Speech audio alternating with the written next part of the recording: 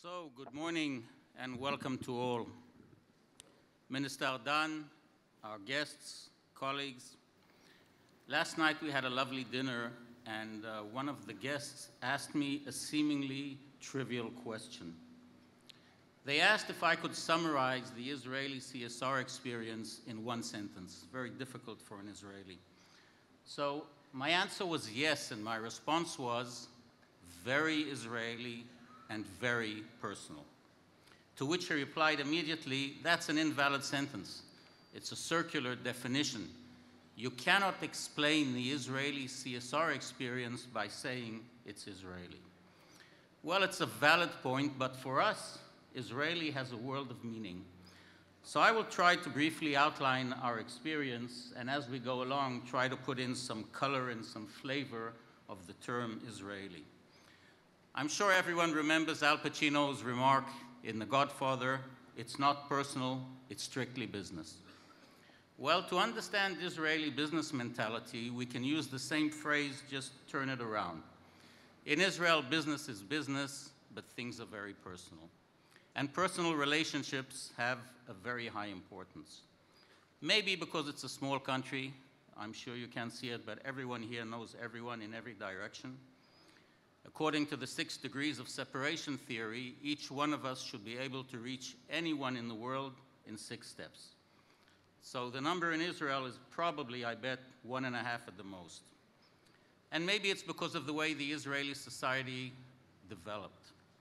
Israel is a very young society and very multicultural. And it was created by gathering a very dispersed diaspora. Now, I know that that sentence sounds as if it came from a history book, some historical legacy, but it's in our lifetime. And to give you a little bit of a sense of proximity, imagine, look around you, and imagine that we would replace every Israeli in this hall with his parent. Not his grandparent, his mother or father. We would have here in the hall more than 30 cultures and more than 30 languages. Now fast forward to today, we have one Israeli identity. And therefore, we are very personal committed to our society. About 20 years ago, when Maala was founded, one of the first things they did was un-Israeli characteristically, not to reinvent the wheel. They went out and adopted global CSR standards, aligning them with the local priorities. Now, at the time, as many of you well know, CSR internationally dealt with a variety of issues.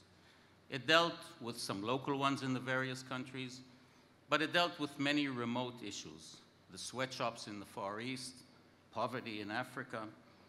And when implementing the global values in Israel, choices had to be made. And when the dust settled on the Israeli implementation process, it became apparent that a very clear order of priorities had been defined. And that order of priorities was to first focus on our problems at home. Not an easy choice, because the problems were not far away geographically, but they were very far from simple. So let's take, for instance, a value that we all think is a very noble one, diversity. And it's a top priority in Israel for all companies and for all managers. In our multicultural society, there are segments that, for a variety of reasons, traditionally have a very low labor force participation rate. And later in the day, you will see on the stage, we will be announcing the winners of the annual Dov Lautman Diversity Award. And you'll be able to see firsthand how actively companies dealt with very complex diversity and inclusion at a remarkably high level. Diversity is one of those values that are easy to talk about, but very difficult to implement. But I think we all, as Israelis, understand that despite the fact that it's complicated, diversity in Israel is not a nice-to-have value. It's an essential factor in the health of our society.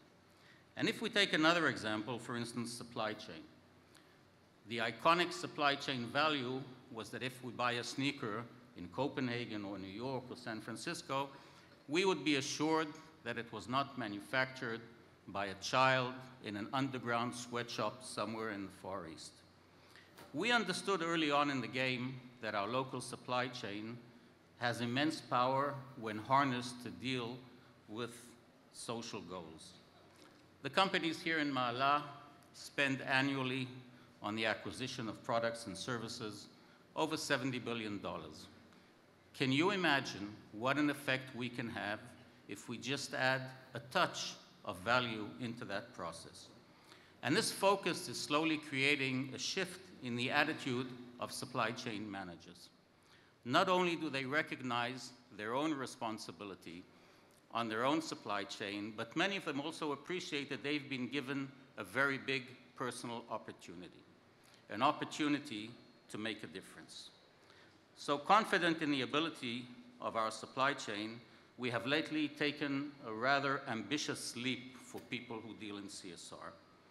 I'm sure you know that in most of the markets, there's this continuous dilemma of whether to broaden the boundary of CSR to mid-sized companies. And there's a long variety of reasons why not to do so. But we believe there's one compelling reason why we should. It's simply the right thing to do. So a year ago, we started a program for mid-sized companies. And the way we did it is we approached our suppliers with a very positive proposition. What we told them is, if you have an ethics code and you deal in issues that are values of CSR, in the procurement process, we'll give you added points. But not only will we give you added points, we'll help you make your own CSR ethics code. And we'll do it by guiding you and mentoring you. And today, less than a year later, we have a growing group of mid-sized companies, some of which are here, including some really amazing gems.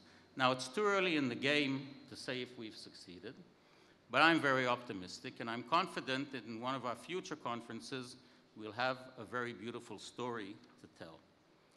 So we have personal commitment, and we have the order of priorities, but unfortunately, that is not sufficient to drive corporate behavior.